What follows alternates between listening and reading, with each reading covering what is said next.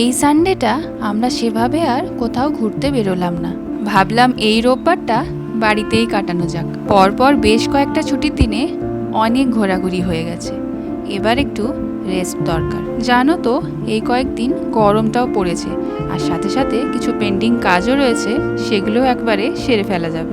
তাহলে ঘুরতে না গেলেও সানডে মানে কিন্তু নিজেদের মতো করে রান্নাবান্না করে জমিয়ে খাওয়া দাওয়া। আর সেই মতো আমরা দুজন মিলে বাজারের ব্যাগ হাতে করে পৌঁছে গেলাম বাজারে। প্রথমেই আমরা চলে গেলাম মাছের বাজারের দিকে। আর এই সকালবেলাতে বেশ টাটকা দেশি মাছ পাওয়া যায়। বরাবরই আমরা দুজনেই একটু মাছ প্রেফার করি, মানে আমরা দুজনেই মাছ খেতে খুবই ভালোবাসি। উইকডেজের মধ্যে তত সকাল সকাল মার্কেটে আসা হয়ে ওঠে না, সেজন্য আমরা ম্যাক্সিমাম কেনাকাটাটা উইকেন্ডের মধ্যে করে রাখার চেষ্টা করি। আর সাথে তো পুরো সপ্তাহ ধরে এটা ওটা কেনাকাটা চলতেই থাকে। বাজারের ব্যাগ ভর্তি করে আমরা এবার যাচ্ছি বাড়ির দিকে। আর দেখেছো কত রোদ দিয়েছে।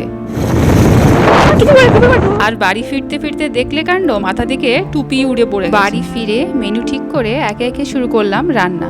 আজ করব মুগ পোস্ত। সকালবেলায় বেশ কিছুটা মুগ ডাল ভিজিয়ে রেখেছিলাম, সেটা একটা মিক্সিং জারে নিয়ে দুটো কাঁচা লঙ্কা, এক টুকরো আদা আর অল্প একটু নুন দিয়ে একটা স্মুথ পেস্ট বানিয়ে নিলাম। আর কড়াতে বেশ কিছুটা তেল গরম করে এই পেস্টটাকে বড়া আকারে একে একে ভাজতে থাকবো। ওগুলো ভালোভাবে ফ্রাই হতে থাকুক। এদিকে আমি নিয়ে নিলাম দুটো মিডিয়াম সাইজের ঝিঙে। ঝিঙেগুলোকে কিউব কিউব করে কেটে নিলাম।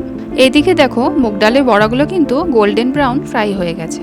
এবার ওই তেলেই কিছুটা জিরে ফোড়ন দিয়ে দিলাম কেটে রাখা ঝিঙেগুলো। ভালোভাবে ফ্রাই হতে থাকুক। এদিকে আমি কয়েকটা মিডিয়াম সাইজের আলু নিয়ে সেগুলোকে কিউব কিউব করে কেটে নিলাম। ঝিঙে ভালোভাবে ফ্রাই হয়ে আসার পর এবার দিয়ে দিলাম আলুগুলো। বাস, এবার তো রান্না শেষের দিকে। আলু ভাজার সাথেই দিয়ে দিলাম এবার ভেজে তুলে রাখা ঝিঙে আর মুগ ডালের বড়াগুলো। এরপর দিয়ে দিলাম বেশ খানিকটা পোস্ত বাটা। হাফ চামচ মতো নুন দিয়ে সবকিছু ভালোভাবে মিক্স করে নিলেই তৈরি হয়ে গেল মুগ পোস্ত। বাঙালির মুগ পোস্ত is all set to be served.